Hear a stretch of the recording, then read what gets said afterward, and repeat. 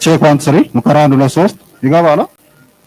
ቴስት 1 3 ቴስት ማይክ 1 3 ሙከራ 1 2 3 ይደርሳል።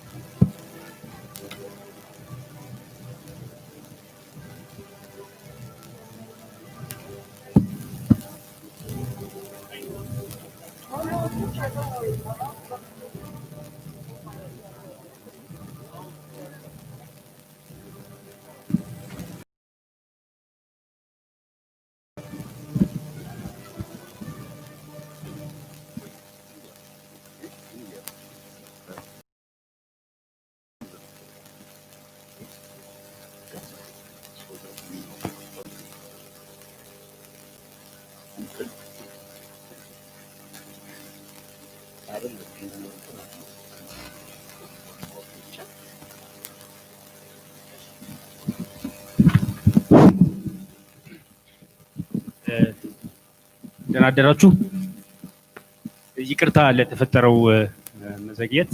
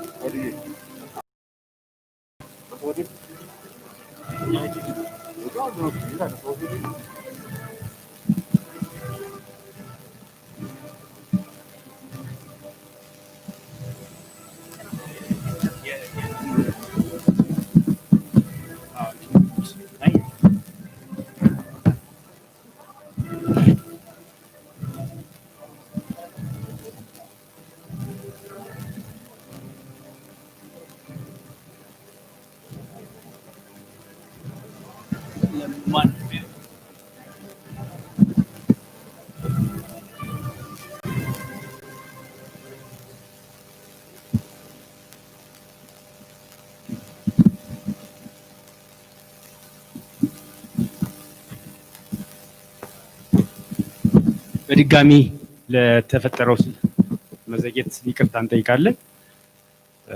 ጥሪ የተደረገላችሁ እንግዶች፣ ክቡራትና ክቡራን፣ የዛሬውን የዓለም አቀፍ የሰብአዊ መብቶች ቀን ዛሬም ለሰብአዊ መብቶች በጋራ እንቆማለን በሚል መሪ ቃል በሀገር አቀፍ ደረጃ ከህዳር 22 እስከ ህዳር 30 ባሉት ተከታታይ ቀናቶች በተለያዩ ዝግጅቶች ሲከበር ቆይቶ ዛሬ የመዝጊያውን ቀን ፕሮግራም እንደሚከተለው እናከብራለን።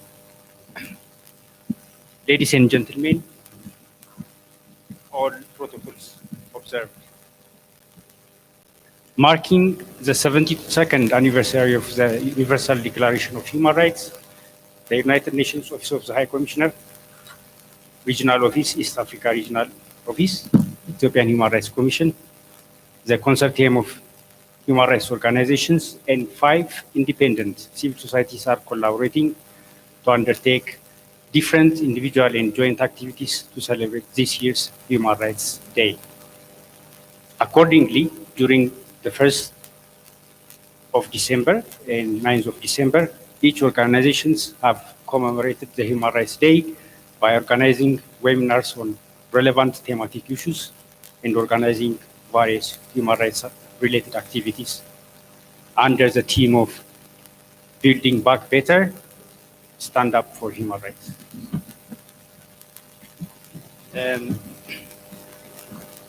የመጀመሪያውን ንግግር እንግዲህ የሚያደርጉልን ሚስ ጂሊያን ኪትሊ የተባበሩት መንግስታት የሰብአዊ መብት ኮሚሽን ጽህፈት ቤት የምስራቅ አፍሪካ ጽህፈት ቤት ኃላፊ ይሆናሉ። The first opening statement would be made by Miss Gillian Kitley, Regional Representative of the Office of the High Commissioner for Human Rights, East Africa Regional Office. I would like to invite Miss Gillian to come to the podium and make the opening statement.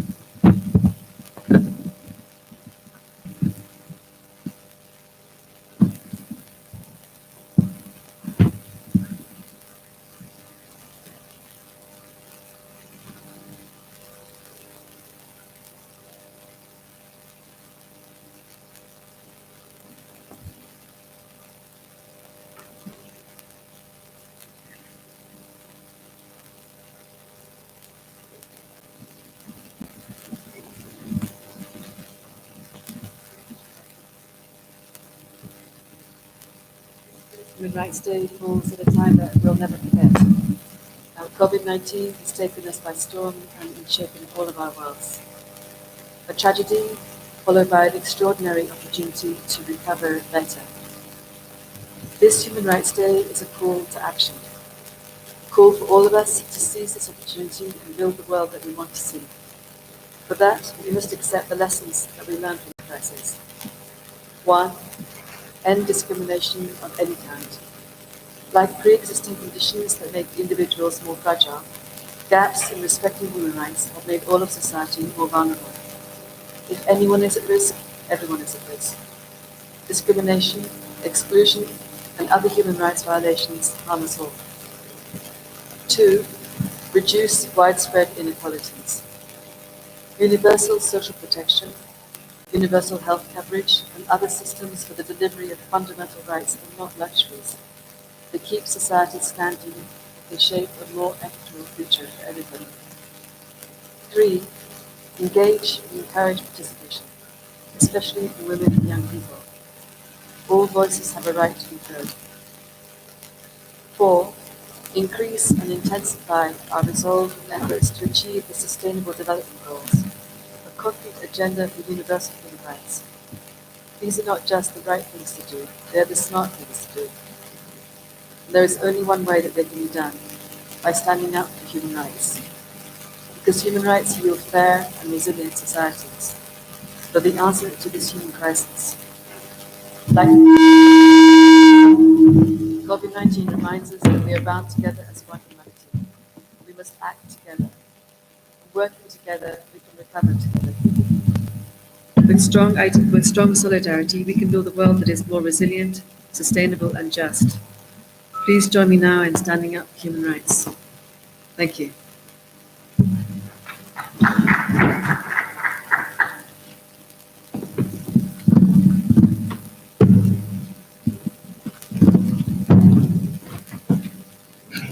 Okay, I would like to invite the United Nations Resident Coordinator, Ms. Catherine Sozi, to make the statement of the Secretary General.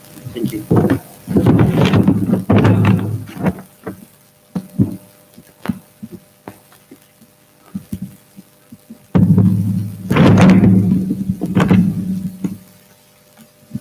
Very hard to talk with these masks on, but COVID-19 is still with us.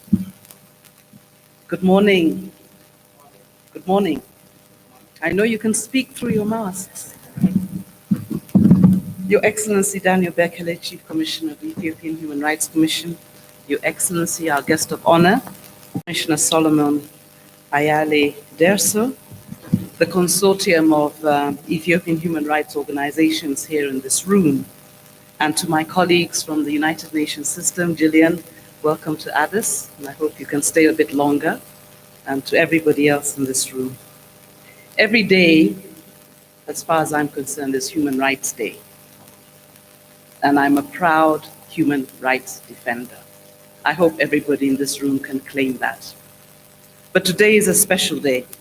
It's the International Human Rights Day, and the theme is Recover Better, Stand Up for Human Rights.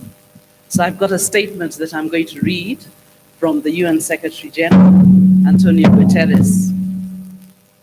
The COVID-19 pandemic has reinforced two fundamental truths about human rights.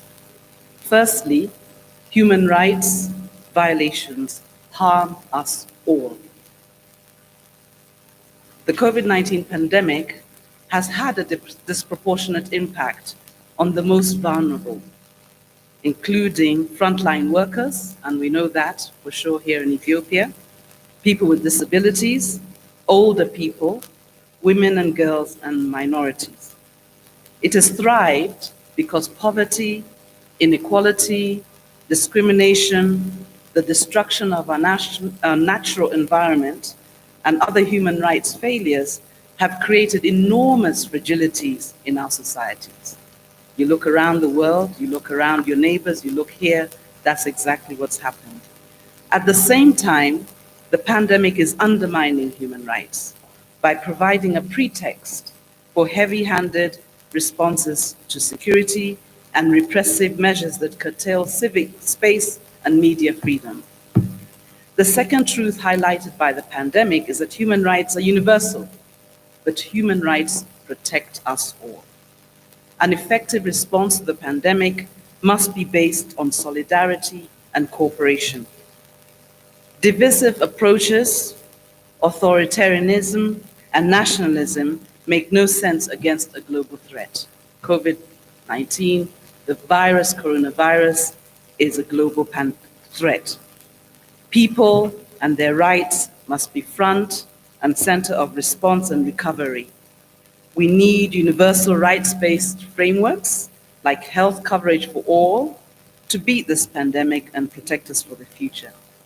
And I know that the COVID-19 is real in this country. COVID-19 is certainly real in Addis Ababa. Some of you may know people who've had it. Some of you may have lost loved ones. But I think that it's all our responsibility to protect ourselves and everybody around us for the future. The Secretary General continues to say, my call to action for human rights spells out the central role of human rights in crisis response, gender equality, public participation, climate justice, and sustainable development. On Human Rights Day and every day, let's resolve to act collectively with human rights front, center, back, left, and right to recover from the COVID-19 pandemic and build a better future for all. I end the statement from the Secretary General. Thank you very much.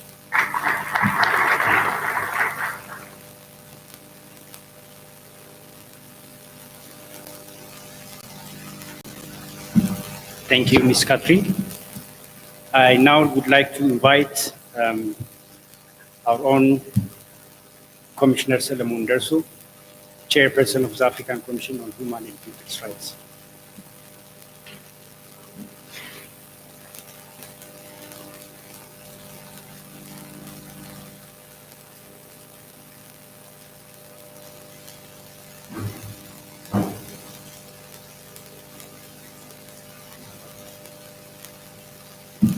A slight mistake, apologies.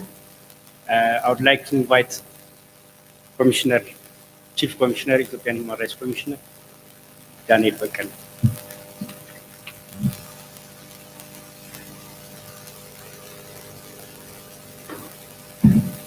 Good morning, everyone, and thank you so much, Kina. Our own brother Solomon will be here in a minute, but in the interest of protocols, I needed to be here to invite Commissioner Solomon Derso. Ms. Catherine Sozi, UN Resident Coordinator, and Ms. Gillian, who has just left us because she has to attend to other events as well. And our guest of honor today, Chairperson of the African Commission on Human and People's Rights, as Kina rightly said, our own Solomon Derso. We're very proud that Solomon is Chairperson of the African Commission of Human Rights. Brothers and sisters representing several institutions and civil society organizations and media here today in the room. A very warm welcome to all of you. to this event and to the International Human Rights Day event, which is a culmination of 10 days long series of events and activities by civil society organizations, academia, media, and the Commission over the last 10 days, as Kina outlined. This year's International Human Rights Day event for us is quite a unique collaboration, partnership, and friendship among the UN office, the academia in particular, the Center for Human Rights at the Addis Ababa University, and the Ethiopian Human Rights Commission, and a number of Ethiopian civil society organizations, including most notably CERO, the Consortium of Ethiopian Human Rights Organizations, ERCO, our own oldest human rights organization, the Ethiopian Human Rights Council, the Ethiopian Women Lawyers Association, and CARD, the Center for Advancement of Rights and Democracy, and Lawyers for Human Rights, and Center for Justice, and the Ethiopian Media Council, and others. You might probably see only some of us here on the stage this morning, but please remember that this event, as I said, is it's been a 10 days series of events and activities and advocacy engagements from December 1 to until today, the 10th of December, the International Human Rights Day, which is really very much a joint effort and product of all these institutions. So when I am here and speaking, at least for today, I'm speaking on behalf of a number of these institutions and organizations we have been working together the last 10 days. And the leaders of almost all of these institutions are in the room. I'm sure you'll have an opportunity to meet and interact with them. Please remember to have an opportunity to engage with the leaders of all these institutions. Like we have Masood, we have Amaha, we have I hope we have Dan Yirga in the room, Lency from EULA, Kumsa, Bafukadu, and Fasil from the Center for Human Rights. There are a number of human rights leaders, activists, and human rights defenders in this room. And I share my sister Catherine Sozi, who said all of us in this room are human rights defenders. And of course, at the closing ceremony of this event, which is a culmination of the 10 days events and activities, we'll have Dr. Solomon, who is the Dean of the School of the College of Law and Governance Studies, to make a closing remark. Let me also acknowledge the panelists who will be facilitating the conversation for us this morning, Dr. Danyacho and Dr. Jonas from Addis Ababa University, and Mahalet Fusum from EULA, from Ethiopian Women Lawyers Association. Having said that, I think I would like to acknowledge the difficult and challenging moment we are in as a country, and particularly the extremely stressful past several weeks in Ethiopia. I hope you share with me that we have a little bit of a sigh of relief now, as hostilities seem to be coming to an end, with much less casualties than originally feared and originally anticipated. Even though we are not completely out of the woods yet, the problem is likely to persist probably for some time. And hence to be mindful that we're not completely out of the woods. But even then, it's also good to see that we are moving to the critical need of rehabilitation, reconstruction at this moment, which includes resumption of basic services, access to humanitarian needs and services, and resumption of particularly basic humanitarian services in all the affected areas of the past several weeks' unfortunate incidents. Despite all the challenges, I think we have been through quite a difficult few days. But despite all these challenges, we have lots of reasons to keep our vision, to keep our dreams, and to keep on moving forward. The unfortunate hostilities of the past several weeks has really seems to me has showed us both the kind of like both the worst and the best in us. In as much as our hearts were broken with lots of sad stories, with lots of sad incidents, we are at the same time consoled by an incredible show of love, friendship, humanity, dedication, and commitment. It's very easy for us to be occupied with lots of sad stories, but it's also very important to be reminded that there were quite a number of incredible stories of commitment, humanity, actions of humanity, dedication, and commitment that we have seen the past several days. So,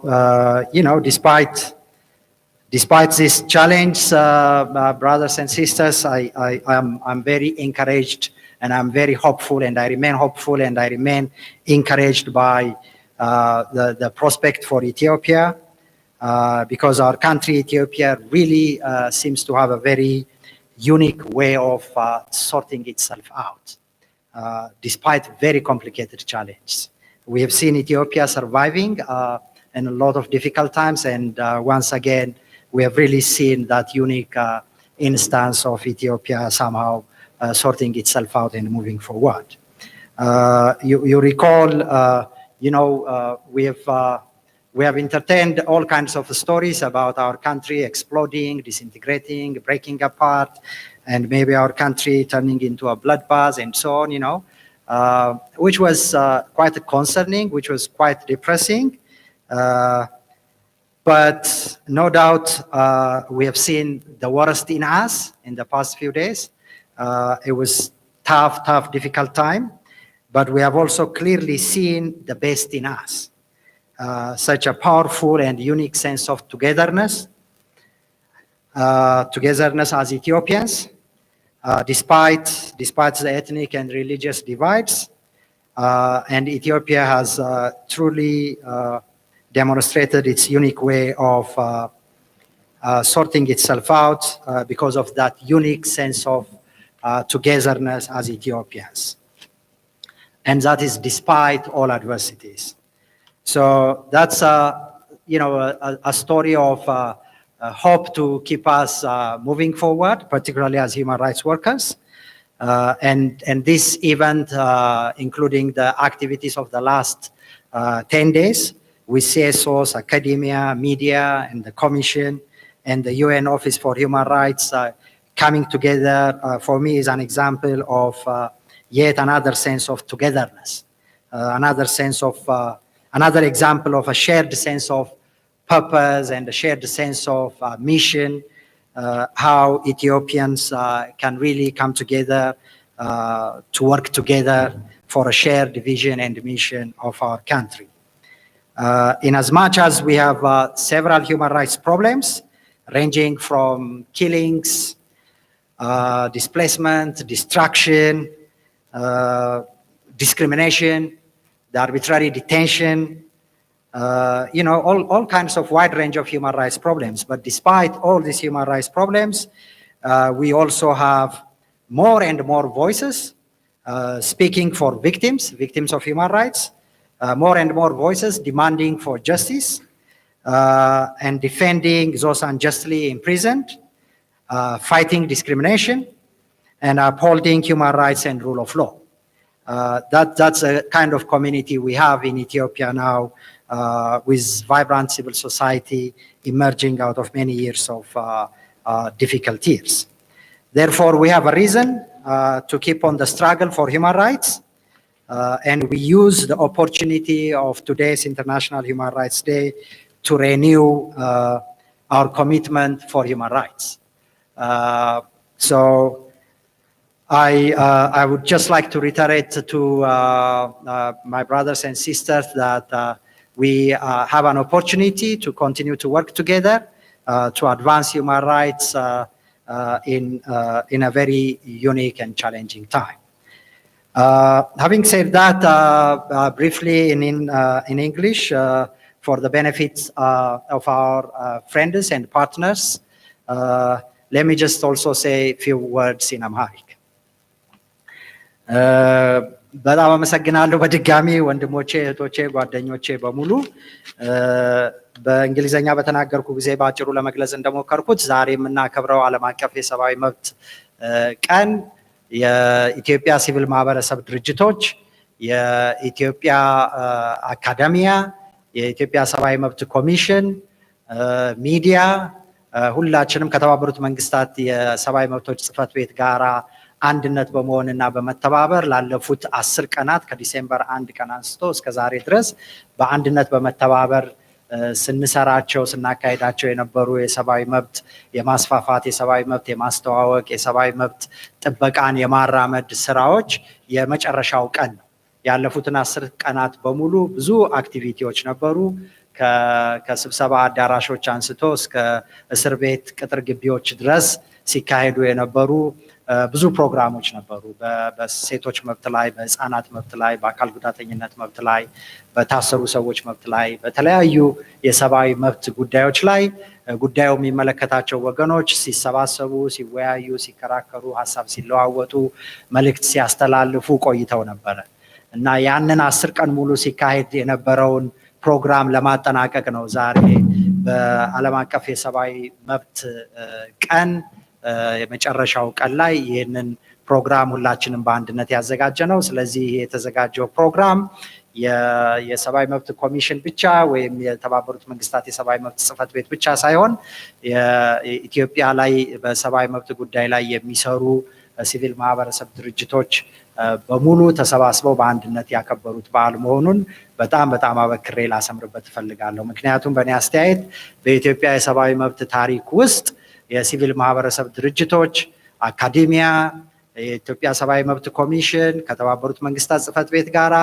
በአንድነት ሆነው በአንድ መንፈስ፣ በአንድ ስሜት፣ በአንድ አስተሳሰብ ተሰባስበው ኢትዮጵያ ውስጥ የሰብአዊ መብት ቀንን ማክበር፣ ስለ ሰብአዊ መብት አብሮ መስራት ማለት በእኛ አገር የሰብአዊ መብት ታሪክ ከየት እንደመጣን በምን እንዳለፈን ለምናስታውሰው ሰዎች ሁሉ ትልቅ ማይልስቶን ነው፣ ትልቅ እርምጃ ነው፣ ትልቅ ምዕራፍ ላይ ነው የደረስነው። ስለዚህ ይሄ ያበረታታኛል። እኔ በጣም ከምናየው የሰብአዊ መብት ችግሮች ሁሉ በላይ ተስፋ የሚሰጠኝና የሚያበረታታኝ በዚህ ሁሉ የሀገራችን ውስጥ በተፈጠረው ውጥንቅጥ ውስጥ ይሄ የሲቪል ሶሳይቲ ኮሚኒቲው እና የሰብአዊ መብት ስራ ኮሚኒቲው ግን ሁሉም አይነት ሰዎች አሉበት።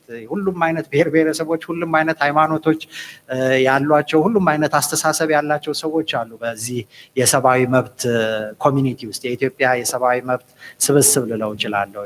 የተለያየ አይነት ስራ ላይ ቢሰሩ ግን በጣም የሚያስደስተው ነገር በብዙ ነገር አንዳንድ ጊዜ ሀሳብ ልዩነትም ክርክር የሚኖር ይሆናል፣ ግን በጣም ምሳሌ ሊሆን የሚችል ኮሚኒቲ ነው፣ ምሳሌ ሊሆን የሚችል ስብስብ ነው። ምክንያቱም በጣም ሼርድ የሆነ ሴንስ ኦፍ ፐርፐዝ አለው፣ ሴንስ ኦፍ ኮሚኒቲ አለው፣ ሼርድ የሆነ ሚሽን አለው፣ የጋራ የሆነ አላማና ተልእኮ እንዳለው ይግባባል፣ ይስማማል፣ ይረዳዳል፣ ይተጋገዛል እና ይህንን አይነት ነገር ነው እየገነባን መቀጠል ያለብን የሚመስለኝ። ስለዚህ እኔ በዚህ የሰብአዊ መብት ስብስብ በጣም እደሰታለሁ፣ በጣም እኮራለሁኝ፣ በጣም ተስፋ አደርጋለሁኝ እና ያሉብን የሰብአዊ መብት ችግሮች የቱንም ያህል ሰፊ ውስብስብ እና ስር የሰደደ ቢሆንም በአንድነት በመስራት ግን ውጤት ልናመጣ እንደምንችል እናውቃለን። ደግሞ አንዳንድ ውጤቶቻችን እንደው በብዛት በየጊዜው ስለማይገለጹ ነው እንጂ በጣም ብዙ ውጤታማ የሆኑ የሰብአዊ መብት ስራዎች ተሰርተዋል። ስንሰባሰብ ስንወያይና ከሚመለከታቸው መንግስታዊ መስሪያ ቤቶች ጋር ስንነጋገር ውጤቶቻችንን በጣም በተጨበጠ ሁኔታ እናየዋለን እና የተጨበጠ ውጤቶች አሉን። ቅድም ለመግለጽ እንደሞከርኩት ለሰብአዊ መብት ጥሰት ሰለባ ለሆኑ ሰዎች ድምፅ የሚሆኑ ብዙ የሰብአዊ መብት ተሟጋቾች ተፈጥረዋል። አላገባብ ለታሰሩ ሰዎች፣ አላገባብ ለታሰሩ ጋዜጠኞች የሚሟገቱ ብዙ ድምጾች አሉ። በማንኛውም ምክንያት አላገባብ ለታሰሩ ሰዎች በሙሉ ማለት ነው። በአግባቡ የታሰሩ ሰዎች ደግሞ ጉዳያቸው በህጋዊና ፍትሃዊ መንገድ እየተካሄደ መሆኑን በቅርበት የሚከታተሉ የሰብአዊ መብት ተከታታዮች፣ የሚዲያ ሰራተኞች አሉ። ስለዚህ የሰብአዊ መብት ጥሰት ቢኖርም ለሰብአዊ መብት ጥሰት ሰለባ ለሆኑ ወንድሞችና እህቶቻችን ድምጽ የሚሆኑ በጣም ጠንካራ የሰብአዊ መብት ማህበረሰብ እየተፈጠረ ስለሆነ ስራችን የበለም ካለንበትም ሁኔታ አንፃር ሰብአዊ መብት is really pretty much at the front and center of the challenges we have። ስለዚህ በመልሶ ማቋቋም ስራው እና እርቅ ስራው በፍትህ ስራው በዳኝነት ስራው በሁሉም ውስጥ ሰብአዊ መብትን በአንድነት መንፈስ የማራመዳችንን ተባብረን ተጋግዘን የመስራት ስራችንን እንቀጥላለን ብዬ አምናለሁኝ። ሁላችሁንም በድጋሚ በጣም አመሰግናለሁኝ። ከዚህ በመቀጠል የዕለቱ የክብር እንግዳችን የአፍሪካ የሰዎችና የህዝቦች መብት ኮሚሽን ዋና ሊቀመንበሩ ኮሚሽነር ዶክተር ሰለሞን አየለ ደርሶ የመክፈቻ ንግግር እንዲያደርግልን ጋብዛለሁኝ። ሰለሞን ፕሊዝ። Thank you.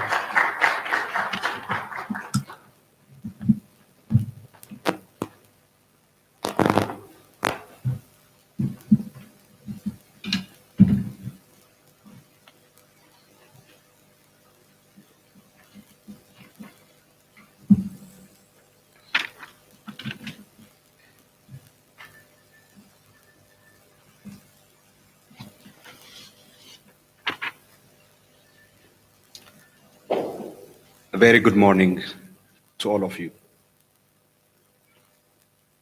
Ms. Gillian Kitley, Regional Representative of the Office of the High Commissioner for Human Rights, East Africa Regional Office. Ms. Catherine Sozi, in her absence, UN Resident Coordinator. Dr. Daniel Bekele, Chief Commissioner, Ethiopia Human Rights Commission. Distinguished guests, ladies and gentlemen. Once again, it is a pleasure for me to greet you all and to see all of you in good health. This is a very difficult year that all of us across the world have experienced. And it's a year that has reminded us that health is not something that we should take for granted.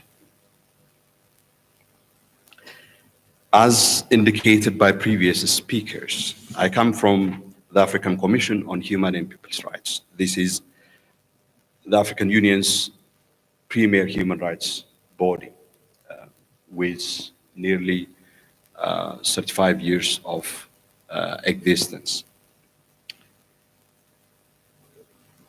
The theme of this year's celebration of the International Human Rights Day, as indicated earlier, is Recover Better, Stand Up for Human Rights. So in my remarks, I would like to speak to the two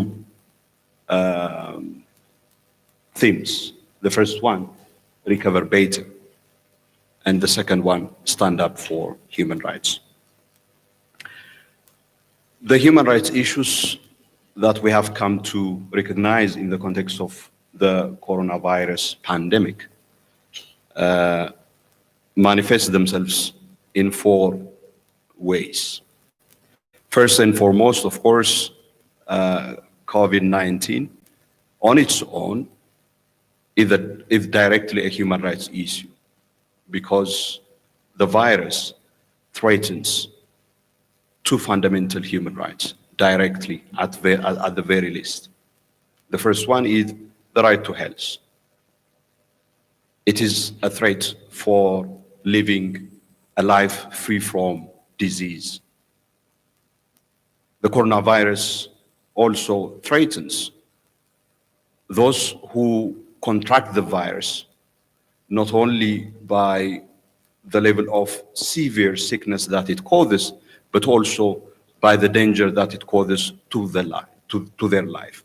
And therefore it is also a threat to the right to life.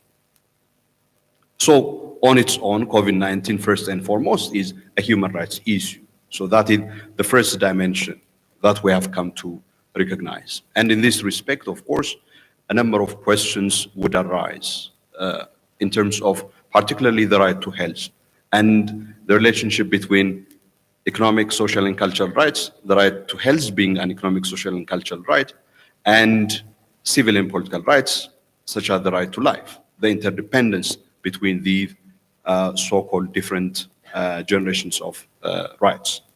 But fundamentally, we have been on a journey in the world under the global economic and financial order, which increasingly has been pushing for an idea that perhaps economic, social, and cultural rights are the kinds of rights that are good to have, but not necessarily fundamental. And hence an increasing trend of the commodification, what I call the commodification of economic, social, and cultural rights, insisting that these are things that need to be availed for those who can afford them. But with the COVID-19 pandemic, we have come to learn one fundamental lesson, and that is the lesson that the right to health is a fundamental human right for whose provision society and the state bears primary responsibility. That the health of each one of us depends on the health of everybody else. So even those among us that are considered to be well off couldn't provide using their wealth for their protection from COVID-19, underscoring the central importance of health as a public, as a key public good. And hence, the need for, as part of Recover Better, investing in and recognizing and hence mobilizing for achieving universal access to health.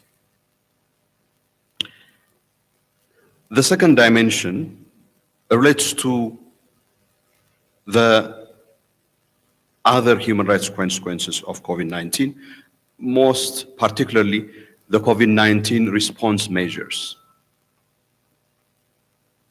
A number of human rights issues have emerged in the context of COVID-19 because response measures that states have adopted. In this context of COVID-19, states declared states of emergencies, states of disaster, states of health disaster. And with that, they mobilized a huge amount of executive power, leading to endangering various human rights. We know the kinds of rights that have been affected in this course, ranging from economic, social, and cultural rights to civil and political rights, such as, for example, how the right to life have become endangered as a result of excessive use of force by security forces in the name of enforcing 19 regulations. The inhuman treatment and torture and other forms of abuse that all people have come to endure again because security forces and the police wish to use the COVID-19 regulations for purpose of meting out those kinds of abuses. And we have to ask the question, when excessive force is used, when police and other security personnel resort to abuse in the name of enforcing curfews, in the name of enforcing the COVID-19 regulation measures, which sections of society get affected the most? Often it is the poor who do not have any other means of protecting and have on a daily basis activities in order to meet their ends. And they are the ones who are caught up and hence further endangering their marginalization, engendering their marginalization and their subjugation to abuse. But we also have witnessed other very severe issues. For example, sexual and gender-based violence. One of the interesting things about crisis situations is that they expose the depths of fragilities and the weaknesses in our societies. And during COVID, we have come to recognize one very unfortunate and tragic fact, that all of our societies, in all of our societies, gender oppression is pervasive. And we have come to witness that sexual and gender-based violence has come to acquire epidemic proportions in the context of this pandemic, and hence giving rise to what I call sexual and gender-based epidemic. The third aspect, basically this one, the Recover Better dimension of the second dimension, of course, relates to fighting inequality, including gender oppression, among other things. And the discrimination that I spoke about, because people are not well off and poor, that they get subjected to. And the third dimension is COVID-19 once again exposed the systematic and pervasive weaknesses and fragilities of our economic system, but also our governance systems. And this we have seen in the fact that large segment of our population couldn't be able to have access to the kinds of basic protection mechanisms, such as, for example, access to water, which has become one of the fundamental things that we need to have access to in order to protect ourselves from contracting COVID-19. Because you recall, one of the major campaigns that we have witnessed during this period was basically hand washing. And it's interesting, let me say this. In South Africa, a woman made a headline when she said, "We thank the virus for the water." It necessitated COVID-19 pandemic in order for our government to make water accessible to those who need it. And it's not the government that she's thanking, it is COVID-19 that she's thanking. And this is an indictment on the kind of economic and social and political governance systems that we have. And there is no way that we can continue if we are going to recover better without fixing the social, economic, and political fragilities and weaknesses that we have as societies. Finally, and the fourth aspect relates to the grave economic and humanitarian consequences of COVID-19 and the COVID-19 regulation measures. This is one aspect of the COVID-19 human rights issues, in respect of which, for example, myself and the UN High Commissioner for Human Rights, Ms. Bachelet, issued a joint statement on the 21 of May 2020. Tens of millions of people are going to be pushed to extreme poverty, many more to poverty. And an equal amount of people are going to face extreme hunger, including starvation. Millions of people are losing their jobs and livelihoods. The prospect for the most useful section of our societies, many of us on the African continent are made up of useful population. Before COVID-19, they already had a very precarious prospect for their economic success. With COVID-19, the prospect of success has become much dimmer. So these are the kinds of issues. And of course, we have to ask ourselves, why do we have these kinds of issues? And we have to ask whether or not the kind of economic development model that we have been pursuing an economic development model championed by the global economic and financial system, giving priority to the interest of market and market forces our own, whether that is actually the kind of economic we rely on, whether we have to ask fundamental questions on the kind of economic development model that we need to have.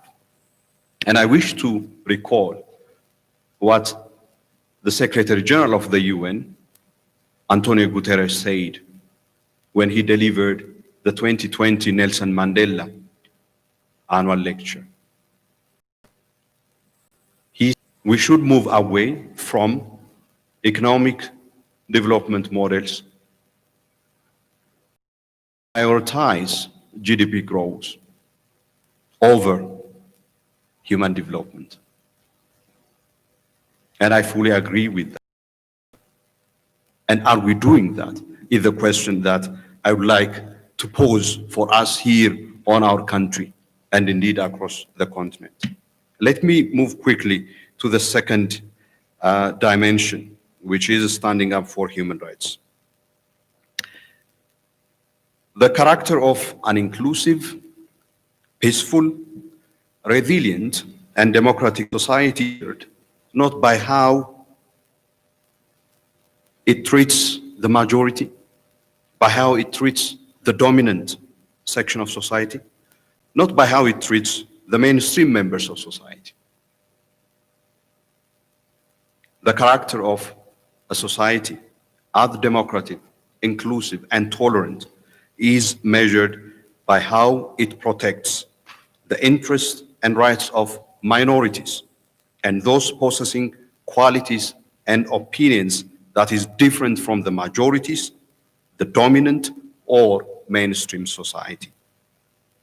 So on this day, on the question of standing up for human rights, I would like to ask all of us, what kind of society are we? Are we one who insists on imposing the views of the majority, the dominant, the powerful, or mainstream society on others? Are we a society who encourages and protects diversity of views, diversity of ideological persuasions, or even at the minimum tolerate such views or divergent ideological persuasions? Are we a society who is disposed to defeat, erase, or crush those that hold views or ideological persuasions that is at variance from those held by the powerful, mainstream, or dominant sections of society? Are we a society who are willing to accept or at least tolerate those who feel that they are first Oromo or Tigray or Amhara, so long as they don't insist that everybody identifies first on that terms? Are we a society who are willing to accept or tolerate those of us who identify ourselves just as Ethiopian or as Ethiopian first, without insisting on imposing these on those who do not wish to identify as such?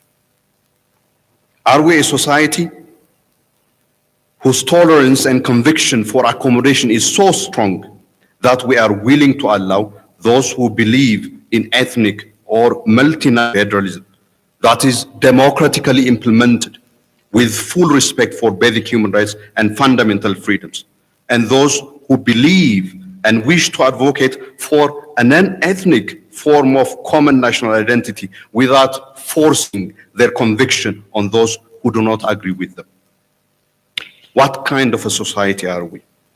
Are we a kind who are willing to do the hard work of engaging in an inclusive collective deliberation to chart a common path that guarantees protection of the interests of all sections of society, however inconvenient it may be?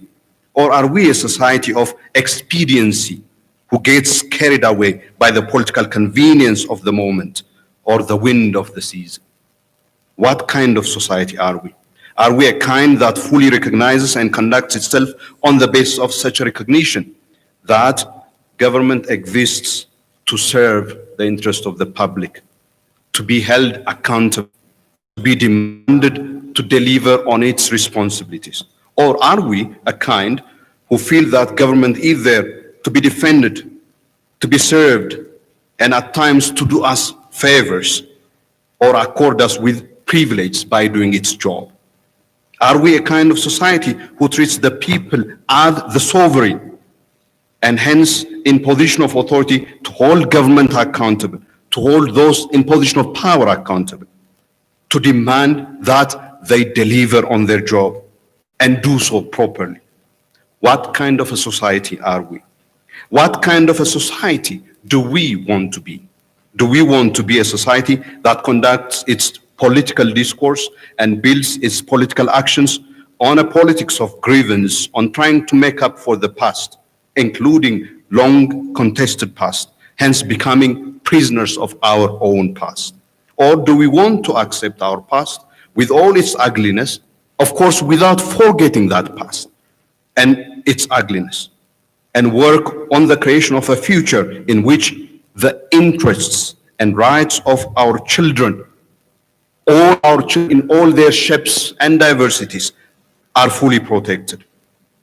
Do we want to be a society in which those holding or advocating for a position that is at odds with those in a position of power will not be treated as enemies, however firmly they disagree with them? Can we be, or do we want to be a society? Do we want to be a society that is mobilized into action out of love to the self and for a cause, rather than by hate of others and against those who consider enemy? These are the fundamental questions that we need to answer if we wish to be a society that stand up for human rights. Whether we stand up for human rights depends on the kind of answer that we give to these questions. Once again, I would like to thank all of you for your kind attention and those who organized this event for the kind invitation extended to me. I wish you all the very best.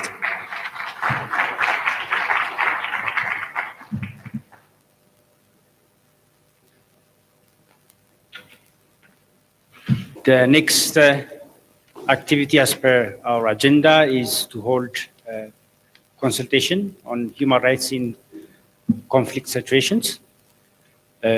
ይሄ እንግዲህ የሚቀጥለው መርሃ ግብር በአማርኛ የሚደረግ ይሆናል።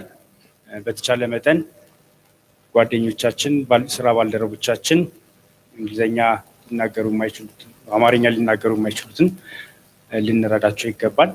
ስለዚህ በዚህ አንፃር ፓናሊስቶቹን በተወሰነ ደረጃ እንዳስተዋውቅ ይፈቀድልኝ። የመጀመሪያው ፓናሊስት ዶክተር ዳኛቸው ይባላሉ። BA in philosophy, Northeastern University, MA in philosophy, Boston College, PhD, Boston College. Teaching experience, Suffolk University, philosophy. አሁንም ደግሞ አዲስ አበባ ዩኒቨርሲቲ ፊሎሶፊ ያስተምራሉ። ሁለተኛው ፓናሊስት ዶክተር ዮናስ ቢርመታ ይባላሉ። ማስተርስ ኢን ቲዮሪ ኤንድ ፕራክቲስ ሂውማን ራይትስ ዩኒቨርሲቲ ኦፍ ኦስሎ፣ PhD ማርቲን ሉተር ዩኒቨርሲቲ ጀርመኒ። አሁን ደግሞ አሲስታንት ፕሮፌሰር ስኩል ኦፍ ሎ አዲስ አበባ ዩኒቨርሲቲ ያስተማሩ ይገኛል። ሶስተኛው ፓኔሊስታችን ማህሌት ፍጹም ይባላሉ። LLM in Human Rights and Democratization, LLB in Human Rights in Law ይቅርታ። አሁን ደግሞ እንደ ጠበቃና አማካሪ ሆነው ይሰራሉ። በአሁኑ ወቅት ደግሞ የኢትዮጵያ ዊሜን ሎየርስ አሶሲዬሽን ወይም ደግሞ የሴቶች የህግ ባለሙያ ሴቶች ማህበርን አድቫይዝ እያደረጉ ይገኛሉ። ስለዚህ በዚህ ኦርደር ባካችሁ ፓናሊስቶች ፖዲየሙ ጋር እንድትቀርቡና ሞዴሬተሯን አስተዋውቃለሁ እንድትቀርቡ ጠይቃለሁ። ሞዴሬተሯን ወይዘሮ አልባብ ይባላሉ። ወይዘሮ አልባብ በአሁኑ ወቅት የኢትዮጵያ ሰብአዊ መብት ኮሚሽን ሲኒየር አድቫይዘር ሲሆኑ በትምህርት ደረጃ ኤልኤልኤም ኢን ሂውማን ራይትስ ኤንድ ዴሞክራታይዜሽን ኢን አፍሪካ፣ ሌላ ኤልኤልኤም ሩል ኦፍ ሎው ኤንድ ዴቨሎፕመንት እና ደግሞ የህግ ዲግሪ ኤልኤልቢ ያላቸው በተለያዩ ተቋማት ውስጥ በሰብአዊ መብት ማስፋፋትን ሲሰሩ የቆዩ ባለሙያ ናቸው። በተለይም ደግሞ በአፍሪካን ኮሚሽን ኦን ሂውማን ኤንድ ፒፕልስ ራይትስ ሲኒየር ኤክስፐርት ሆነው ሲያገለግሉ ቆይቷል። ስለዚህ ብዙም መናገር ሳያስፈልግ ወዲያው መጀመሪያ አይ ቲንክ ዶክተር ዳኛ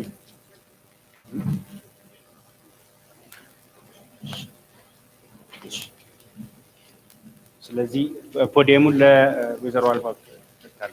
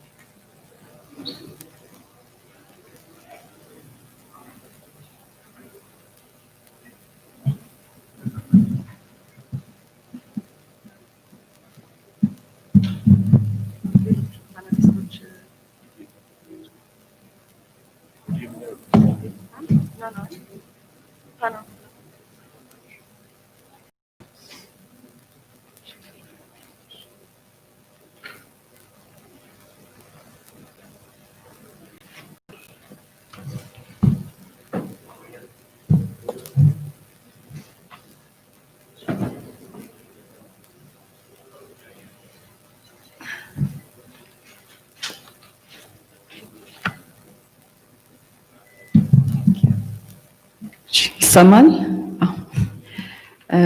እንደገና እንኳን ጆይን አደረጋችሁን ክቡር እንግዶች፣ ተሳታፊዎች። በፕሮግራሙ መሰረት ያው ወደ ፓነል ዲስከሽኑ እንገባለን።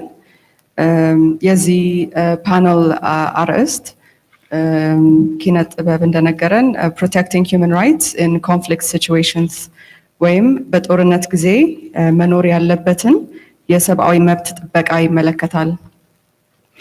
መድረኩን ለፓነሊስቶቻችን ከመስጠቴ በፊት እንደ መግቢያ ያህል እዚህ ጉዳይ ላይ የኢትዮጵያ ሰብአዊ መብት ኮሚሽን እየሰራ ያለውን ስራዎች በአጭሩ ገልጻለሁ። እንደሚታወቀው የኢትዮጵያ ሰብአዊ መብት ኮሚሽን በዓለም አቀፍ መርሆች ወይም በፓሪስ ፕሪንሲፕልስ የተመሰረተ የሰብአዊ መብት ጉዳዮችን የሚከታተል ተቋም ነው። ነፃና ገለልተኛ የሆነ አካል ነው። በተሰጠው ስልጣን መሰረትም ሰብአዊ መብት ይከታተላል። ጥሰቶች ተከስተዋል ሲባልም ምርመራ ያካሂዳል። ሰብአዊ መብቶች የማይገፈፉ ወይም ኢንኤሊነብል እና ኢንሄረንት የሆኑ መብቶች ናቸው።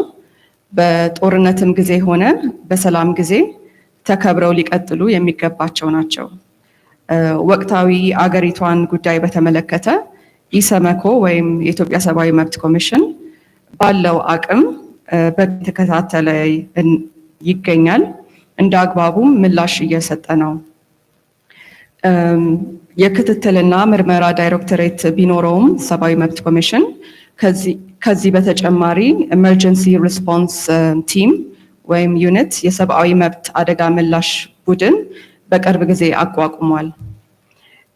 የኢሰመኮ ካፓሲቲ የተወሰነ ቢሆንም የአገሪቷን ሁኔታ ተገንዝቦ ያለበትንም ግዴታ ለመወጣት ወደ ተለያዩ የአገሪቷ ክፍሎች ተጉዞ ያለውን ሁኔታ ፈርስት ሃንድ ለማየት ችሏል። ለምሳሌ በምዕራብ ትግራይ ተጉዞ በዚያ አካባቢ ያለውን የሰብአዊ መብት ኮንሰርኖች አይቷል። በተለይም ማይካድራ ከተማ ላይ የተፈጸመውን ከባድ የሰብአዊ መብት ጥሰት በተመለከተ የመጀመሪያ ግኝት ሪፖርቱን በቅርብ ጊዜ አውጥቷል። ኢሰመኮ ይህን ምርመራ ያካሄደው በቦታው ላይ ተጎጂዎችን፣ ቤተሰቦቻቸውን፣ የአይን ምስክሮችን፣ ፈርስት ሪስፖንደርስ ወይም የመጀመሪያ ምላሽ ሰጪዎችን እናም ሌሎች አካላትን በማግኘት ነው። እንዲሁም ሆስፒታሎችንና ሌሎች ቦታዎችን አይቷል። ከማይካድራ የመጀመሪያ ግኝት ሪፖርት በተጨማሪ ላይ ምክረ ሀሳቦችን አቅርበዋል።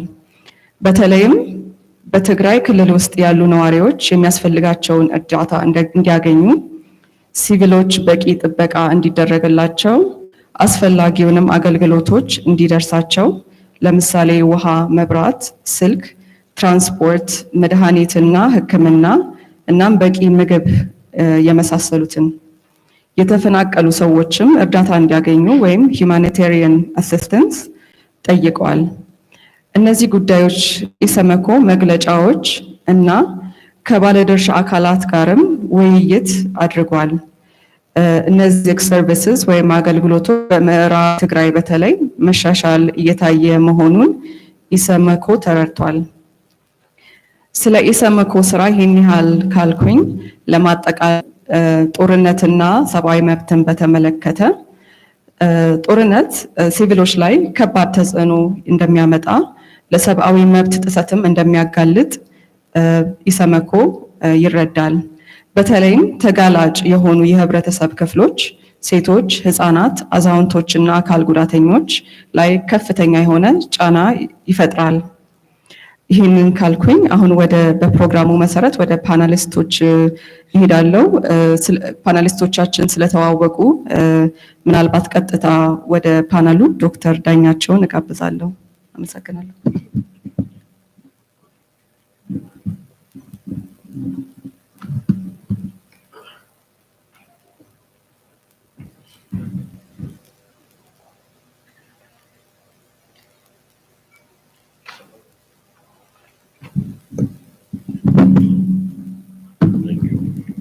አመሰግናለሁ።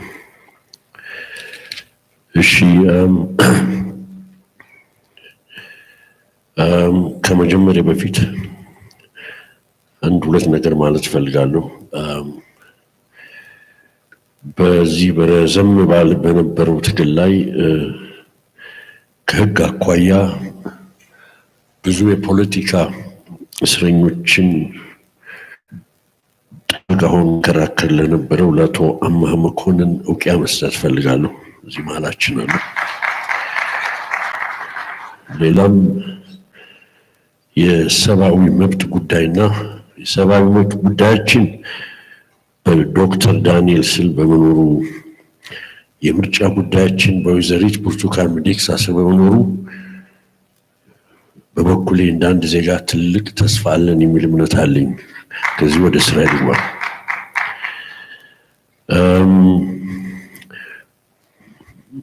የኢንስቲትዩት ኦፍ ሂውማን ራይትስ አዲስ አበባ ዩኒቨርሲቲ እነ ዶክተር ፋሲል ስለጋበዙኝ እና ወይዘሪት ዮዲት በጣም ምስጋና አቀርባለሁ። አሁን ልግባ ወደ ስራዬ።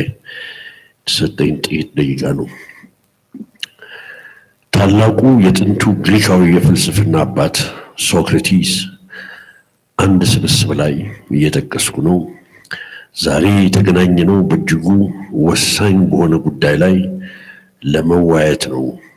ይኸውም እንዴት በጎና ሰናይ ህይወት እንደምንጎናጸፍ ለመመካከር ነው ይላል። how do we lead ነው ነገሩ ለፈረንጆቹ። ወደ ዓላማችንም ለመድረስ የሚገዳደሩ ነገሮች መፈተሽና መመርመር ይኖርብናል ካለ በኋላ አልፎ አልፎ እየጠቀስኩ ነው የማንመረምረው የህይወት መንገድ ፋይዳ ወይንም እርባና አይኖረውም ይላል። the unexamined life is not worth living ነው ያለን። የኔ ርዕስ ሰፋ ቢልም ግን አጠር አድርጌ የማቀርበው ሰብአዊ መብት የዘር ማጽዳትና የጣልቃ ገብነት መርህ በሚል ርዕስ በሶስት መደብ ከፋፍዬ ትንሽ ላቅርብላችሁ። እንደ ሃርቫርዱ ፕሮፌሰር ማይክል ኢግናቲየፍ ታነር ሌክቸሩ ላይ እንዳለው አሁን ባለንበት ወቅት 21st ሴንቸሪ አራት ወሳኝ ነገሮች አሉ ነው የሚለው ሰብአዊ መብትን በሚመለከት። ዓለም አቀፋዊ የሰብአዊ መብት መስፋፋት ዲፊውዥን ነው የሚለው እሱ ለመብት የህግ ጥበቃ ማግኘት በአጠቃላይ መብት የማስከበር ግብ በሁለተኛ ዓለም ጦርነት በኋላ በተለይ ኮንቬንሽንስ ተረቆ ጸድቋል ይለዋል። የእሱ ቃል ኃይለ ቃሉ ግሎባል ዲፊውዥን ጁሪዲካል አድቮኬሲ ኤንድ ኢንፎርስመንት ሬቮሉሽን እየተካሄደ ነው የሚለው። ሁለተኛ ሁላችንም በጎሳ በነገድ በዘር ብንለያይም ልዩነታችን ሞራሊ ኢረሌቨንት ነው። ማለትም ሞራሊ ፋይዳ የሌለውና ይልቁንስ የሰው አጠቃላይ ከአንድ ስፒሺስ አካል የወጣ እንደሆነ እየተረዳን የመጣንበት ጊዜ ነው። እዚህ ላይ ፍሮይድ አንድ የሚገርም ቃል አለው ይህንን በሚመለከት the narcissism of minor differences ይላል። እንደውም ልዩነታችን ትንሽ በሆነ ቁጥር ጠባችን ትልቅ እየሆነ ነው የሚሄደው። ይህን ይዙ በሀገራችን ጎሳና እንትን ማየት ትችላላችሁ። በጣም የሚቀራረቡት ላይ ነው ጭካኔ ያለው። ናርሲሲዝም ኦፍ ማይነር ዲፈረንስስ ይሄ ነው። ሶስተኛ ሌላው አሁን የተደረሰበት አመለካከት መንግስታት የዜጎችን ደህንነትና በጎነት አያያዝ የነሱ ጉዳይ ብቻ ሳይሆን የዓለም አቀፍ ማህበረሰብ ጉዳይ እንደሆነ የተረዳበት ዘመን ላይ ደርሰናል። አራተኛ በመጨረሻ ከሁለተኛው ዓለም ጦርነት በፊት መንግስታት ብቻ ነበሩ የዓለም አቀፍ ህግ ጥበቃ የነበራቸው። ከ1948 ዩኒቨርሳል የሰብአዊ መብት አዋጅ በኋላ ግለሰቦችም ዓለም አቀፋዊ የህግ ጥበቃ ተጎናጽፈዋል ይላል። ይህንን ድባብ ላድርግና አሁን እንግዲህ ትንሽ ሂስትሪ ኦፍ አዲሽን ተነስቼ ነው። ፕሮፌሰር ላቭጆይ ሂስትሪ ኦፍ አይዲያዝ ላይ ምን ይላሉ? አንድ ቦታ ላይ ደረሱ የተለያዩ ዩኒትስ ኦፍ አይዲያስ ተደማምረው ነው የሚሉት። አሁን ወደ ዩኒቨርሳል ዲክላሬሽኑ ወደ ሌሎቹ ያለንበት የሰብአዊ መብት ፍልስፍና ላይ ለመድረስ አስኳል የሆኑ አንዳንድ ዩኒትስ ኦፍ አይዲያስ ኢንትሮዲውስ ላድርግ ባጭሩ፣ ምክንያቱም የ2000 ዓመት ታሪክ ስለሆነ ነው። ዌስተርን ትራዲሽን ላይ ነው ያለሁት። አንዳንድ ሰዎች ይቀየማሉ ከዛ መቼ ነው የምትወጣው ብለው። እነሱ ለምን ከዛኛው ሳይድ እንደማይሰሩ አላውቅም። እኔ ከዚህ እየሰራሁ ነው ያለሁት። አሁን ዓለም የደረሰበት የነጻነትና የመብትና የህግ የበላይነት እሳቤ ላይ ለመድረስ ብዙ ዩኒትስ ኦፍ አይዲያስ እንደ መሰላል የተወጣዩ እነሱን እናያቸው። ባክግራውንድ ማለት የምፈልግም ነው ሂውመን ራይትስ ከማለታችን በፊት ጭቅጭቁ የነበረው በህግና በነጻነት መካከል ነው። ወጉ ያለው ነጻነት ምንድነው? ነጻነት እና ህግ ነው። ህግ ዋናው ፒለር ህግ ነው። ነው ግሪኮቹ የነሱ ኮንትሪቢዩሽንስ ነጻነት ላይ ሰልፍ ሰፊሸንሲ የምትል ቃል ናት። ራስን መቻል ሉዓላዊነት በራስ እግር መቆም የምትለውን ኢንትሮዲውስ ያደርጋሉ እነሱ። ሌላው የፖለቲካ ህይወት ውስጥ የመሳተፍ መብት ነው። እንደ መብት ያቀርቡት ግን መሳተፍ የነጻነት መውደዳቸው ምልክት ሄሮዶተስ ፔሎፖኔዥን ዋር ላይ አንድ ቦታ ሪፖርት ሲያደርግ ምን ይላል? ፐርዣኑ ይጠይቀዋል፣ ምንድን ነው እዚህ ያህል በኃይል የምትዋጉት ምናምን ሲለው ምን ይለዋል? እየጠቀስኩ ነው። you do not know what freedom is. if you did you would fight with bare hands if you had no weapons ብሎ ይመልስለታል። ይሄ ግሪኮቹ ሰልፍ ሰፊሸንሲ ነው። በኋላ ይገባል 20th ሴንቸሪ ላይ ሌላ ይዞ። ሁለተኛው የሮማኖቹ አይሶኖሚ የሚል ኮንሰፕት ነው። አይሶኖሚ ወሳኝ ታሪክ ያለው ቃል ነው። የሰው ልጅ በህግ ፊት እኩል ነው ማለት ነው። ሲምፕል ነው። ዲስካቨር አድርገናል አይሶኖሚ በፊት የሰራው ትልቁ ጁሪስት ይሄንን ምን ይለዋል? ህግ ተፈጥሯዊ አቅም ያለው ኃይል ነው፣ አእምሮና እውቀት ያለው ፍጡር ሊከተለው የሚገባ ይላል። ሰው ብልህ፣ ሁለገብ፣ አስታዋሽ፣ ደፋር እንስሳ ከአማልክቱ ጋር የሚያዛምደው የህግ ህልውና ስላለው ነው ይላል።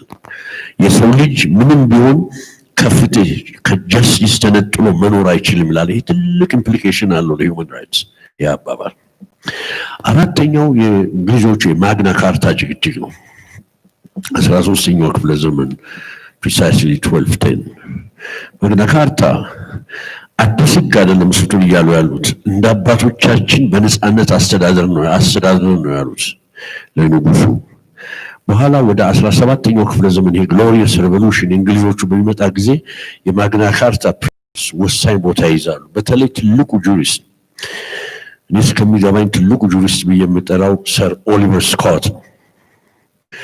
ስለ ሰርችን ሲጀር ስለ ሄቢየስ ኮርፐስ በጠቅላላ የሰራው ነው። እዛም ላይ ይካተታል። በመጨረሻ በአራተኛ ሜዲቫል ኮንትሪቢዩሽን ሁሉም ጀነሬሽንስ ዩኒት ኦፍ አይዲያ ይዘው ቀርበዋል። የሜዲቫሉ እንግሊዝ ሀገር ፓርላመንት ከህግ አግኚ ወደ ህግ አርቃቂነት እሸጋገራለሁ ሲል ቻሌንጅ ይገጥመዋል። መንግስት ህግ ያገኛል እንጂ እንዴት ነው ህግ አርቅቆ ራሱን ማከገዛን መብትና ነፃነት ገደል ገባን ያሉት እንግሊዞች 100 ዓመት ጭቅጭቅ በኋላ ነው ሴፐሬሽን ኦፍ ፓወርስ የሚለው መርጃ ያደረገው። እንደውም መንግስት ህግ ማውጣት አይችልም፣ መንግስት ህግን መሻር መለወጥ አይችልም። ከላይ ተጠቅማት ከቻለ ራሷ ትጠፋለች። እንደውም ህግ አረቃለሁ ህግ ቀይራለሁ ማለት ኃጢአት ነው፣ እግዚአብሔር ላይ ማመጽ ነው እያለ ይሄዳል። ይሄ ሜጀር ኮንትሪቢዩሽንስ ለሂውማን ራይት ይኖረዋል።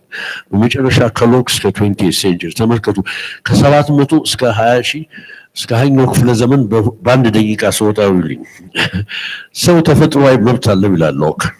መንግስት ሊነጥቀው የማይችል ናቹራል ሎው።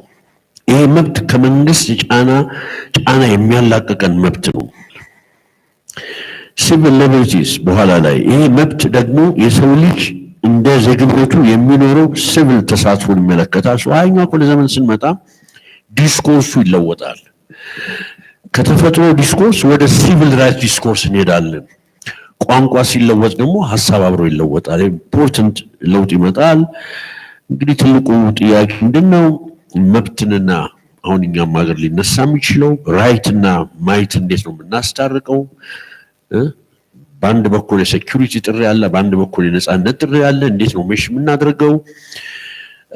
የምናዋህዳቸው ኮንሰፕቶች አሉ ወይስ ዝም ብለን እንደና አይዛያ በርሊን ጎን ለጎን ነው የሚቀመጡት ሊታረቁ አይችሉም ብለን እናልፋለን የሚል ነው መልሱ። ኮንስቲቱሽን ላይ ኮንስቲቱሽናሊዝም ነው ይባላል።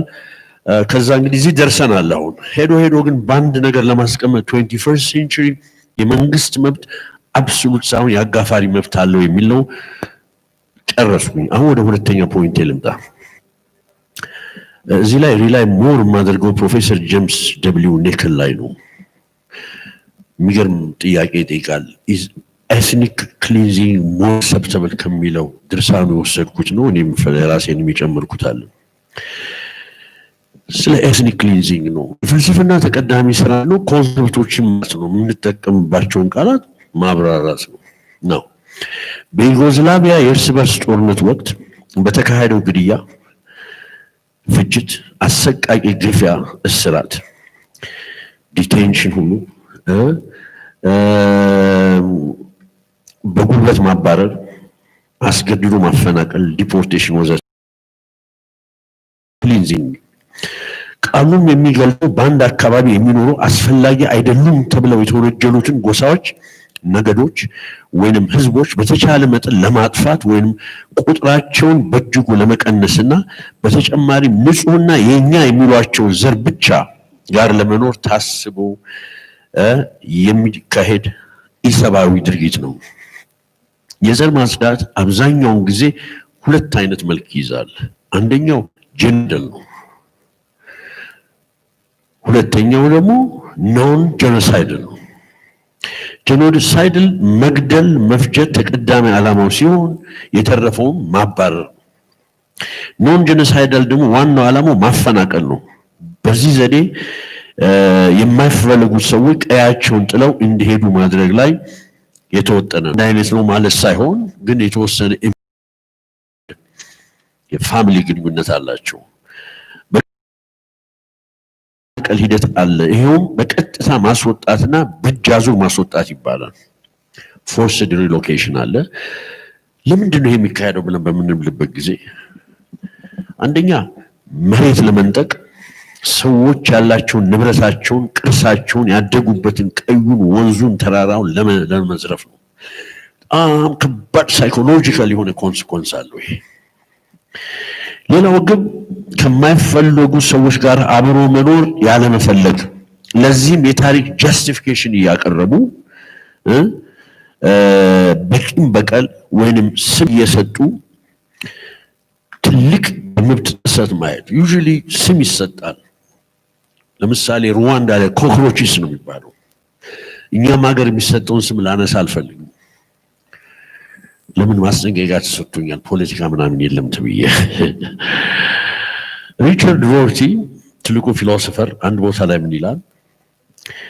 ይህም በደል ሲያካሂዱ ይላል they are not being inhuman but rather are discriminating between the true humans and the pseudo humans. አንድ ትልቅ የመብት ጥሰት ከሶስት ምንድነው? ዲስክሪሚኔት ማድረግ ነው። ሂውመን እና ኖን ሂውመን። ይሄ ኖን ሂውመን ነው፣ therefore የፈለከውን ነገር ታደርጋለህ።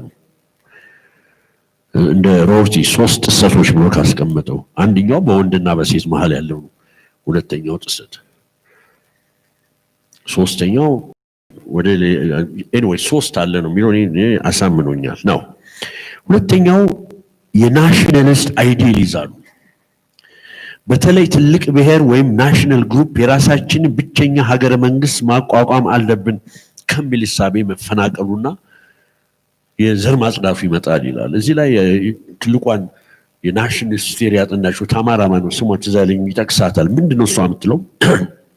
The attempt to create mono-ethnic states of the homogeneous national state should be renounced. She suggests that this ideal is pipe dream, that the attempt to make this dream come true inevitably lead to bloodshed. ይሄ ሞኖ ካልቸር ሞኖ ምናምን ለመፍጠር የሚሞክረው ይሄ ፓይፕ ድሪም ወደ እንትን ይወስዳሉ። ሶስተኛው ማስ ኪሊንግስ ኤንድ ቫዮለንስ ኤትኒክሊ በጣም ሰፊና ክብደት ያለው የመብት ጥሰትን የሚያካትት ድርጊት የሚጠቀሙበት ሚንስ በአጠቃላይ ኢሰብአዊ እንትን ይሄዳል እያለ ነው የሚሄደው። ስለ ይሄን ካል በኋላ የመጨረሻው 5 ደቂቃ ላይ መጨረሻ ስለ መቼ ነው ሁማኒቴሪያን ኢንተርቬንሽን ሞራሊ አክሰፕተብል የሚሆነው ነገር ላነሳ ፈልጋለሁ። ለምን አሁን እሱ ያለ ትልቅ ጭቅጭቅ በፈላስፋዎች ማለት አለ ነው። አንድ ጸሐፊ ምን ይላል እየጠቀስኩት ነው፣ ማቹሬሽን ኦፍ ዘ ፊልድ ኤንድ ኢንተርናሽናል አፌርስ ይለዋል። ስለ ኢንተርቬንሽን ሲወራ ጣልቃ ገብነት ሁለት አይነት ማለትም ኦብጀክቲቭ ዓለም አቀፋዊ ሁኔታዎች እናንሳ። ምን አይነት ዓለም ላይ ነው ያለነው? 21st century ኦብጀክቲቭሊ ይሄ ኢንተርናሽናል ሪሌሽንስ በሚመለከት ነው። ዩኒፖላር የሆነ ስርዓት ነው ያለው አይደለም ይላል። ባላንስ ኦፍ ፎርስስ የሚብለው ጨዋታ ነው ያለው ኤርሊ 20th century ላይ ነበረው፣ እሱም አይደለም። የቢሊየር ቦርድ ሜታፎር ነው ያለው፣ እሱም አይደለም። ዴንጀርስ ስቴትስ እየነቀስን እናውጣ፣ እሱም አይደለም። ታዲያ ምንድነው ያለው? ስምምነት ያላቸው ስምምነት በአንድ ቃል ብቻ ነው። አሁን ያለነው ፖስት ኮልድ ዋር ጊዜ ነው ይላል። ይሄን ካለ በኋላ ይሄ ገና ሴትል ሳያደርግ ግን አዲስ ክላይሜት ኦፍ ኦፒኒየን አሪፍ ቃል ነው። ኤሲካ ይሁን ምናምን ዩኒቨርሲቲ ኮሌጅ እንደ 1960 ያወጣት ክላይሜት ኦፍ ኦፒኒየን አዲስ ያመለካከቱ ጉም እና አንድምታ መጣ ይላል። ይሄም ሊመጣ የቻለው ምንድነው? ሩዋንዳ በተደረገው ግፊት፣ የአስከፊ የእርስ በርስ ጦርነት በቦዝኒያ፣ የቼችኒያ ግጭት እነኚህ ተመልክቶ አዲስ አመለካከት ብቅ አለ። ይኸው ምንድነው? ስለ ፖስት አክሰፕተብል ሊሆን ይችላል ወይ ወደ አንድ ሀገር ገብቶ የሰዎችን ችግርን አቆም። ይሄ በጣም ኢንትረስቲንግ ጥያቄ። ትንሽ ለሱ ላውራችሁ። በጣልቃ ገብነት የሞራል ሁኔታ ስምምነት ላይ አልተደረሰም። ጥርጣሬ አለ።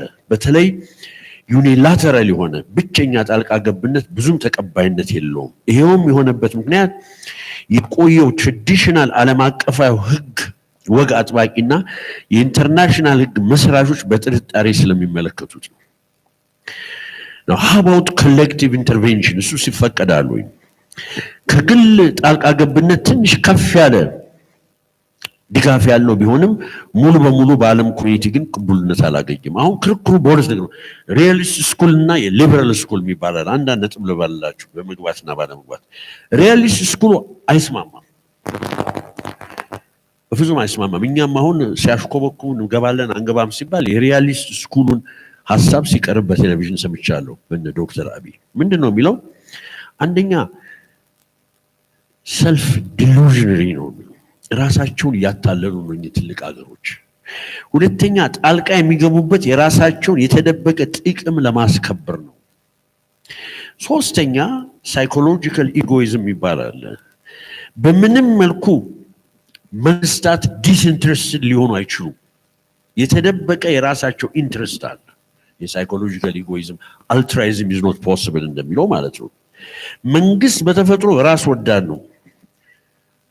እንደው ትንሽ ለቀቅ እንኳን ካደረጉ ይሄንን እያየን ለምን ዝም አሉ ላለመባል ነው እንጂ በምንም አይነት የሌላ አገር ኢንትረስት አለ ብለው አይሄዱም ይላሉ። እሺ very good exactly 2 minutes እኔም 2 ደቂቃ ነው ያለኝ፣ አንድ ፔጅ ናት። አመሰግናለሁ። ይመሪት now ሊበራል አርጊውመንቱ የሚለው ምንድነው?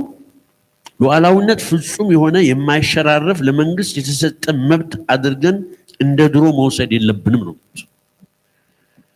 ይሄ ማለት ግን ሊበራሊዝም ጣልቃ ገብነትን እንደዋዛ አይመለከተውም ለማለት አይደለም።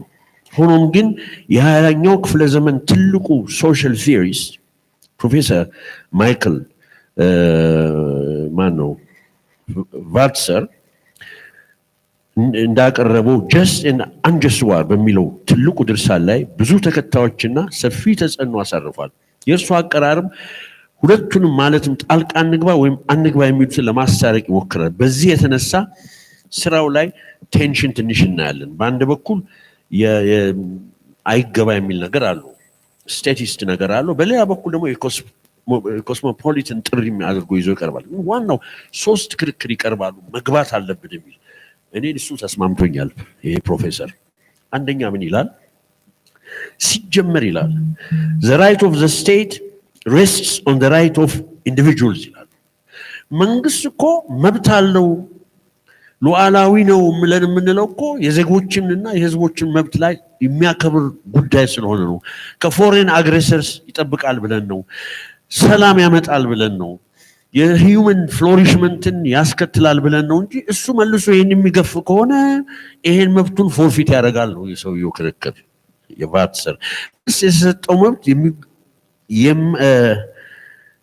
የሚያርፈው የግለሰብ መብትን ታሳቢ በማድረግ ነው። ይሄ ካልሆነ ግን ፎርፊት ያደርጋል ነው። ሁለተኛ in the absence of fit between people and the regime በህዝቦች ዜጎች በጎነት ባለውና መንግስት መካከል ክፍተት ወይም አለመጣጣም ካለ መብታቸው ከተጣሰ መንግስት ፎርፊት ያደርጋል። ቅድም እንዳልኳችሁ ነው። ሶስተኛ መጨረሻ ይሄ ማለት ስቴት ሶቨሬኒቲ ሄዶ እንደ ድሮ ሳይሆን contingent upon how it somehow takes care of የራሱን citizens የመንግስት ሉዓላዊነት ፍጹማዊ ሳይሆን ዜጎችን እንዴት እንደሚይዛቸው ላይ የተመረኮዘ ነው። የዜጎችን ሰብአዊ መብት የሚጥስ ከሆነ የዓለም አቀፍ ኮሚኒቲ የመንግስት ሉዓላዊነት የማክበር ግዴታ የለበትም የሚል ክርክር ነው ያለው። ግን the jury is still out። እነዚህም plausible የሆኑ ጥያቄዎች ናቸው። ሌላው ለተሰጠኝ ጥያቄውን ካነሳው በኋላ በውይይት እንመለስበታለን። በጣም አመሰግናለሁ በጸጥታ ስላዳመጣችሁኝ። ቴንክ ዩ ዶክተር ዳኛቸው። አሁን ወደ ዶክተር ዮናስ ልሂድ። ፕሮቴክሽን ኦፍ ሲቪሊያንስ ኢን ኮንፍሊክት ሲቹዌሽንስ በኢንተርናሽናል ሂውማን ራይትስ ሎ እና ኢንተርናሽናል ሁማኒታሪያን ሎ ያለው ኢንተራክሽን ግንኙነት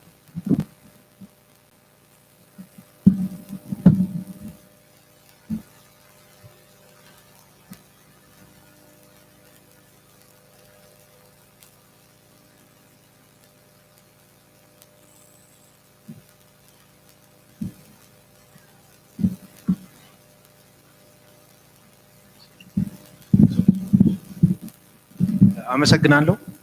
ኢቨንቱን ኦርጋናይዝ ላደረጉ አካላት አስቀድሞ የሚያመስጠት ፈልጋለሁ። ዶክተር ዳኛቸው ብሎታል፣ ተያያዥ ነጥብ ነው።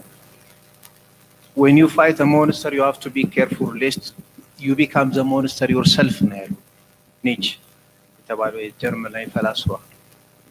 when you fight a monster you have to be careful lest you become the monster yourself ሲል ምን ለማለት ነው የፈለገው የሚለው ለሁላችንም ግልጽ ነው። ምንድነው ሐሳቡ? በግጭትም ወቅት ቢሆን እሴቶቻችንን ማጣት ማለት ማንነታችንን ማጣት ነው።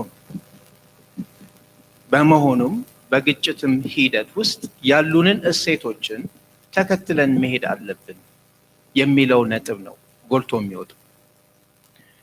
ያሉን እሴቶች በተለያዩ ህግጋት ሰፍሮ ይገኛል። አንደኛው ነጥብ አስቀድሞ መናገር መነሳት ያለበት ግጭት ኢኔቪታብል ነው ወይ ነው? ግጭት ግድ ነው ወይ? ለዚህ ምላሹ አይደለም ነው። ግጭት ኢኔቪታብል አይደለም። ለምን? የግጭት አፈታት የተለያዩ መንገዶች አሉ። አስቀድሞ ነገር ግጭት የግዴታ የህይወት አካል ነው ወይ ፋክት ኦፍ ላይፍ የሚለው ትክክል አይደለም። ምክንያቱም ግጭት ሊፈታ የማይችልበት ምንም ምክንያት የለም። የተለያዩ የግጭት መፍቻ መንገዶች ስላሉ። ሁለተኛው ነጥብ እሺ ግጭት ይኑር፣ ግን ግጭት ካለ ግጭት ባለበት ህግ የለም ማለት ነው ወይ ነው? the doctrine of the silence of the law የሚሉት ግጭት ባለ ሰዓት ግጭት በባህሪው በጣም አንርኪክ ነው፣ ቫዮለንት ነው። በመሆኑ ህግ አይሰራም። ግጭት በተነሳ ቁጥር ህጉ ዝም ይላል የሚለውም አካሄድ አያስኬድም፣ የተሳሳተ። the doctrine of the silence of the law እንደምናውቀው ዲስክሬዲትድ የሆነ አመለካከት ነው። ሲሰራው ራሱ ይሄንን ብልሃል አትሪቢዩትድ የሆነበት ኋላ ሲናገር እኔ አላልኩም ዶክትሪን ኦፍ ሳይለንስ ኦፍ ዘ አልተናገርኩም ብሎ ራሱን ዲፌንድ ለማድረግ በበት ሁኔታ ታስታውሳላችሁ። በመሆኑ በግጭት ሂደት ውስጥ ተግባራዊና ተፈጻሚ የሚሆኑት የህግ ማዕቀፎች ምንድናቸው? የምናውቀው ነው። ዓለም አቀፉ የሰብአዊ መብት ህግ አለ። ከዛ በተጨማሪ ዓለም አቀፍ የሰብአዊነት ህግ የምንለው ደግሞ አለ። ሌሎችም አግባብነት ያላቸው ህጎች እንዳሉ ሆኖ ነው። ይሄ ከሆነ ዓለም አቀፍ የሰብአዊነት ህግ እንደምናውቀው ተፈጻሚ የሚሆነው በግጭት ወቅት ነው። ስለዚህ ተፈጻሚነቱ ነው፣ ቴምፖራሪ እንላለን። በሌላ በኩል ግን ዓለም አቀፉ የሰብአዊ መብት ህጎች በማንኛውም ሁኔታ በቋሚነት ተፈጻሚ ናቸው የሚለው ነጥብ ማስረገጥ ያስፈልጋል። እንዲያውም ክፍሎች የየራሳቸው የሆነ የተለያየ የሚያደርጋቸው ገጽታዎች ይኖሯቸው እንጂ አንድ የሚያደርጓቸው ደግሞ በርካታ እሴቶችና ዓላማዎች አሏቸው። ለምሳሌ ዋነኛ ዓላማቸው ሰብአዊ ህይወትን፣ ሰብአዊ ክብርን ማስጠበቅ መሆኑ፣ ሴቶች ህፃናትን ማስከበር መሆኑ፣ በሰዎች ስቃዮችን የማስወገድ ዓላማ እንዲሁም ሰዎችን የማስጠበቅ ዓላማ የመሳሰሉትን ስንመለከት ከዚህ የምንረዳው ምንድን ነው? ዓለም አቀፍ የሰብአዊ መብት ህግም ሆነ ዓለም አቀፍ ሰብአዊነት ህግ አይቼል ሁለቱ የሚያመሳስሏቸውና የሚያስተሳስሯቸው በርካታ የጋራ የሆኑ እሴቶችና ዓላማዎች ያሏቸው መሆኑን ነው። ይሄንን ብዬ ካበቃው በኋላ ተፈጻሚነቱን በተመለከተ እንደምታውቁት ዓለም አቀፍ የሰብአዊ መብት ሁሌም ተፈጻሚ ነው በማናቸውም ሁኔታ። በሌላ በኩል ግን ዓለም አቀፍ ሰብአዊነት ህግ በግጭት ወቅት ብቻ ተፈጻሚ የሆነ የህግ ክፍል የዓለም አቀፉ የህግ ክፍል መሆኑን እናውቃለን። እንዲህም ሆኖ ሳለ አንዳንዴ በግጭት ወቅት የትኛው የህግ ክፍል ነው ተፈጻሚ የሚሆነው የሚለው ሲያከራክር እናያለን። ይህንን በተመለከተ 3 አካሄዶች አሉ። አንደኛ ዲስፕሌስመንት አፕሮች፣ ይሄ ማለትም በግጭት ወቅት ተፈጻሚ የሚሆነው ዓለም አቀፍ ሰብአዊነት ህግ አይቼል ብቻ ነው የሚለው አካሄድ ነው። ብዙ ተቀባይነት የለውም። እንደ እስራኤል፣ አሜሪካ ያሉ ሀገሮች ያቀነቅኑታል። ሆኖም ግን በሰፊው ተቀባይነት ያለው ኮምፕሌሜንታሪቲ አፕሮች የሚባለው እና በግጭት ወቅት ሰብአዊ መብትም ህግ ሆነ እንዲሁም ሰብአዊነት ህግ ጎን ለጎን ተፈጻሚ ናቸው የሚለው አካሄድና ኮምፕሌሜንታሪቲ አፕሮች ነው በአብዛኛው ሲስተዋል ሰፊ ተቀባይነት ያለው። እመጣበታለሁ ወደኋላ። በቅርቡ በተከሰተው ግጭት የምናስተውለው ምንድነው? የመንግስት መከላከያ ሰራዊት የተጠቀመው ሎ ኢንፎርስመንት ፓራዳይም ተጠቅሟል። ኮንዳክት ኦፍ ሆስቲሊቲስ ፓራዳይም የተጠቀመው መቼ ነው? ግልጽና የማያሻማ የሆነ ወታደራዊ ኢላማ መሆኑን ሲያውቅ ኮንዳክት ኦፍ ሆስቲሊቲስ ፓራዳይም ይጠቀማል። በሌላ በኩል ግን በርካታ ሰላማዊ ሰዎች ያሉበት ኤክሰሲቭ ኮላተራል ዳሜጅ ሊደርስ ይችላል የሚል ስጋት በሚደቅኑ ሁኔታዎች እንዳስተዋል ነው ሎ ኢንፎርስመንት ፓራዳይም ነው የተጠቀመው። This explains the reason why we have very small number of civilian casualties, injury, and the rest of it. The parallel approach of use of the conduct of hostilities paradigm with that of the law enforcement paradigm. As we speak, law enforcement paradigm ነው አሁን በዋናነት ጥቅም ላይ ያለው irrespective of the fact that we are in a conflict situation. Civilian property, injury to civilians. And this is attributed, like I said, to the twin approach of hostilities paradigm alongside law enforcement paradigm. ለማለት ነው። ይህንን ካልኩኝ እንግዲህ ያው በግጭቱ መነሻ ወቅት ኖቬምበር 4 on the morrow ኖቬምበር 5 ላይ የስቴት ኦፍ ኢመርጀንሲ ዲክላሬሽን ወጥቷል። ስቴት ኦፍ ዲክላሬሽን ኢመርጀንሲ ሲታወጅ ዓለም አቀፍ መስፈርቶችን ባሟላና በተከተለ መልኩ መካሄዱ ጠቃሚ ነው። ፕሪንሲፕል ኦፍ ኔሴሲቲን ስንመለከት ነሰሰሪ መሆን አለበት። አስቀድሞ ነገር አስቸኳይ ጊዜ አዋጅ የሚታወጅባቸው የታወቁ ሁኔታዎች አሉ።